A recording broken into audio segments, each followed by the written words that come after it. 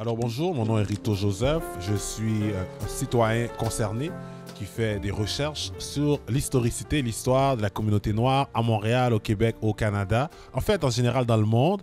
Et je suis aussi celui qui a mis les visites guidées sur l'histoire des Noirs à Montréal que j'ai intitulé Tourists in My City, touristes dans ma ville. Bourgogne était le bastion de la communauté noire montréalaise, la communauté afro-montréalaise. Donc la petite Bourgogne, c'est là où des grands personnages historiques sont venus, ils ont établi des mouvements, c'est là où des personnalités afro-canadiennes ont pris naissance, c'est là même le berceau du jazz canadien, c'est là que les mouvements sociaux, les mouvements, même des mouvements radicaux, anti-racistes, les mouvements antidiscriminatoires, antidiscrimination ont pris naissance. Donc la petite Bourgogne, je pense, c'est un quartier très important, pas juste au Canada, mais en général dans le monde noir. Universal Negro Improvement Association, donc c'est un mouvement qui est, comme on le sait, qui est parti par l'honorable Marcus Mosiah Garvey. Donc Marcus Garvey est venu à Montréal en 1917 pour la première fois. Donc lorsqu'il est venu à Montréal, le mouvement avait déjà été parti en Jamaïque, donc depuis la Jamaïque, et ça s'établissait tout doucement à Harlem. Donc il y a un personnage du nom de Edgerton Langdon, si je ne me trompe pas, qui était venu de la Grenade, qui est parti assister à cette soirée du UNIA au Liberty Hall de Harlem. Donc, il était un noir de la Grenade dans les Antilles qui habitait Montréal, donc la petite Bourgogne précisément, ça ne s'appelait pas encore comme ça. Donc, il a été un des cofondateurs de ce mouvement ici. C'est aussi par l'entremise de ce mouvement qu'il a fait connaître sa nièce, Louise Langdon, qui par la suite a rencontré un militant afro-américain du nom de Earl Little à Montréal. Donc, ces personnages ou ces personnalités de l'époque, ils ont fini par être les parents de Malcolm X.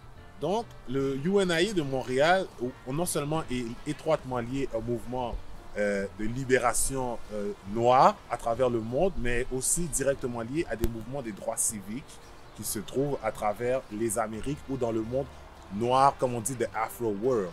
Donc, maintenant, on parle de Marcus Garvey, de son influence, c'est-à-dire le Negro World, son journal, Black Star Line, sa ligne de bateau qui connectait la diaspora, une partie de la diaspora ensemble, qui a influencé l'Étoile Noire sur le Ghana, qui a influencé les mouvements de retour en Afrique, le slogan Africa for Africans. Donc, le UNIA s'est établi ici à Montréal en 1919. Donc, en date d'aujourd'hui, ça fait 102 ans que c'est établi à Montréal. Donc, quand on parle de la petite Bourgogne, on ne parle pas juste d'un quartier noir, on parle d'un endroit où la conscience noire a été directement établie.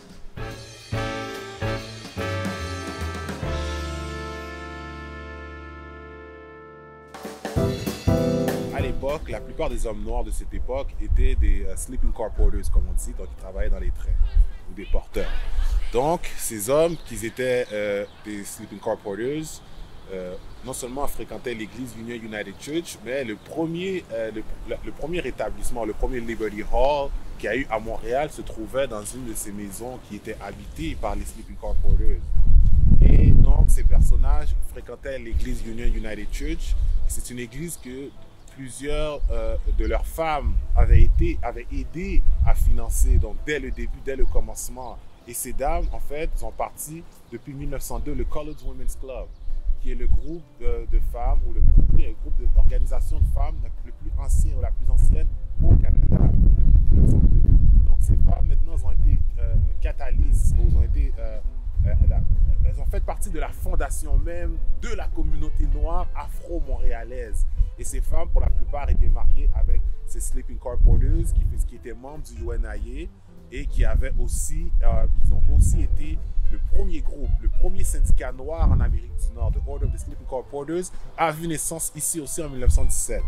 Donc, c'est les mouvements de la communauté, les mouvements de négritude ont vraiment trouvé une pleine effervescence dans ce quartier.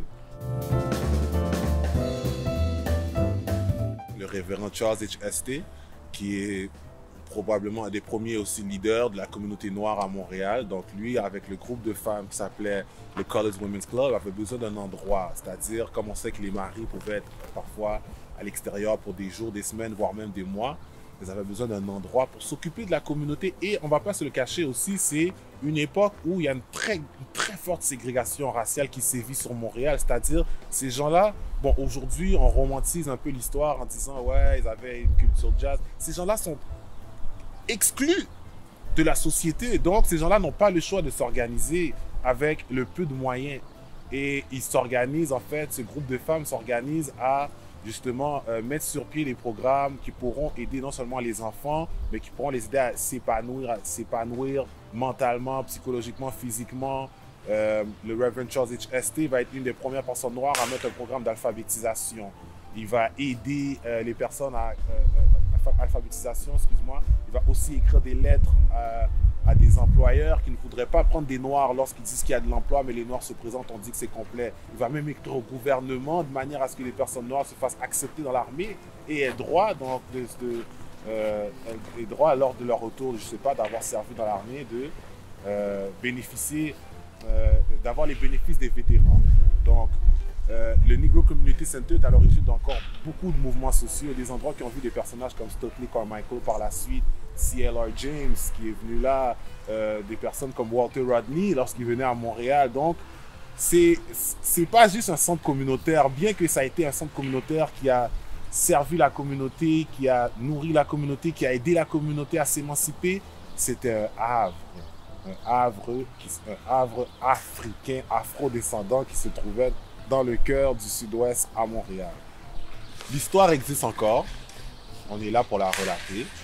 À l'église Union United Church, il y a des seniors qui sont là, qui relatent encore l'histoire. Donc, comme ça découle de nos traditions orales, comme les griots qu'on avait à l'époque, avant notre déportation et tout.